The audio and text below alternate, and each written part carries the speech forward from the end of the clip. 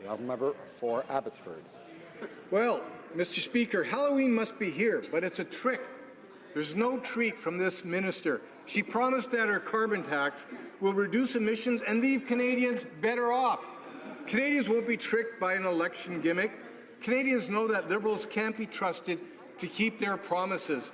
When will the Liberals acknowledge that this carbon tax will do nothing for the environment but leave Canadians worse off? The Honourable Parliamentary Secretary to the Minister of Environment. Mr. Speaker, we were elected on a commitment to grow the economy, support the middle class, and protect the environment at the same time. We are moving forward with a plan to put a price on pollution, which I note even Stephen Harper's former Director of Policy has indicated will leave families better off, and that was confirmed when the Prime Minister made the announcement just last week. Mr. Speaker, I know we're in the spirit of Halloween jokes, and no matter how much the opposition wants to dress up like defenders of the middle class, Canadians won't be tricked.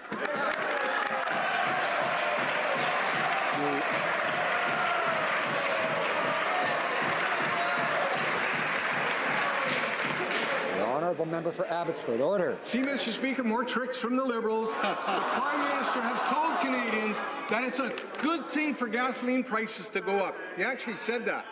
But he doesn't want you to worry about carbon taxes. He claims that raising taxes on Canadians leaves us all better off. Usually when a stranger tells you to send them money and promises that you'll get even more back, you know it's an email scam. When will this tax-raising, deficit-running Liberal government stop trying to trick Canadians into believing that higher taxes will leave them better off? The Honourable Parliamentary Secretary. Mr. Speaker, if we actually look at the facts, if you look at the numbers from last week's announcement, we can actually confirm that middle-class families can expect to be better off in every jurisdiction where the federal backstop applies. The reason for this is very simple, Mr. Speaker. Businesses and industry are paying into this fund as well, and the rebate's going to go to Canadian families. They're going to have more money to deal with the cost of living, and no matter how much the opposition raises concern about this, we can't mask the fact that families will be better off. Yes. Order. I would encourage the honourable members for Richmond Centre and Edmonton Manning not to interrupt when someone else has the floor.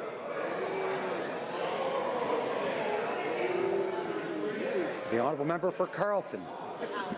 Well, Mr. Speaker, the member now claims that businesses will pay into this fund, but we all know that large industrial emitters actually get an exemption from the carbon tax. And when I asked last week of the Environment Minister why this was, she said that it was because it was necessary to exempt them in order to keep good jobs here in Canada, which confirms that a full carbon tax applied to a business would drive jobs out of Canada, which of course begs the question, if carbon taxes drive jobs out of the country, why is this government imposing that same tax on our small businesses?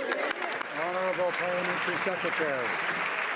Mr. Speaker, I'm pleased to take the question. We have lowered the small business tax rate for small businesses in Canada, and we set aside $1.4 billion for small businesses in jurisdictions where the federal backstop applies. But, Mr. Speaker, I've been watching members on the opposite side of this House distort the facts for weeks. The fact is, big emitters are going to pay under our plan. No ifs, ands, or buts. That is an important part of the feature of our plan. Mr. Speaker, we are moving forward with a plan that's going to actually protect competitiveness, and it's extremely hypocritical for the honourable member to suggest we're not charging big emitters enough when his plan is to make sure they don't pay at all. Right.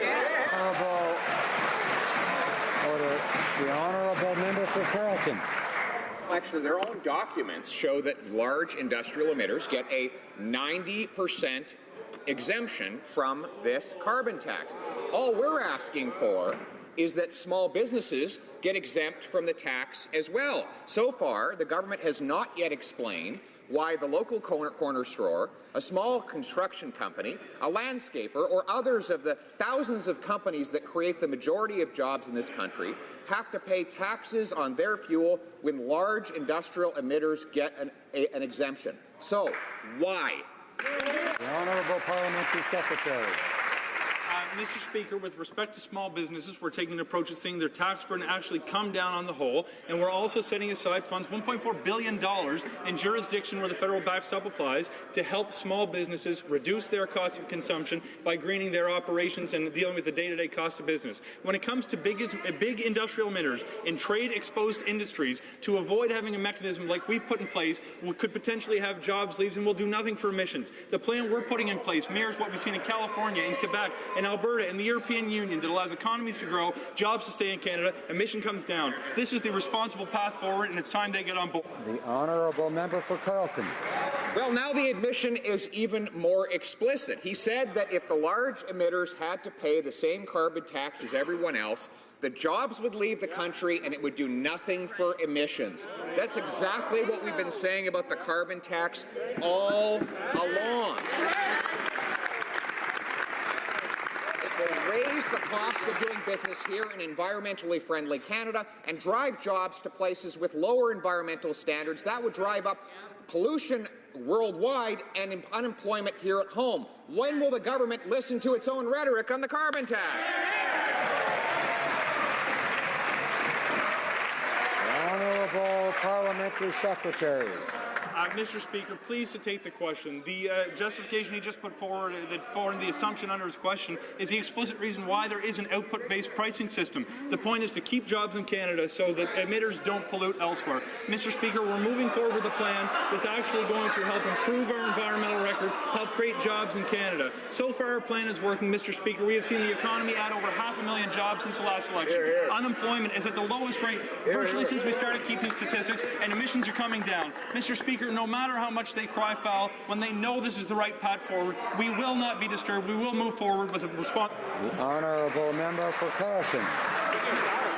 Well, they should be disturbed by their own answer, Mr. Speaker, because they're now admitting what we've said all along, that if the carbon tax is applied, it will drive business and jobs out of the country into places with poorer environmental standards where global emissions will actually go up. They just admitted it now 3 times in the House of Commons. That is their justification for giving large industrial emitters an exemption.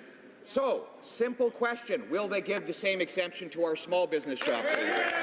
Honourable Parliamentary Secretary.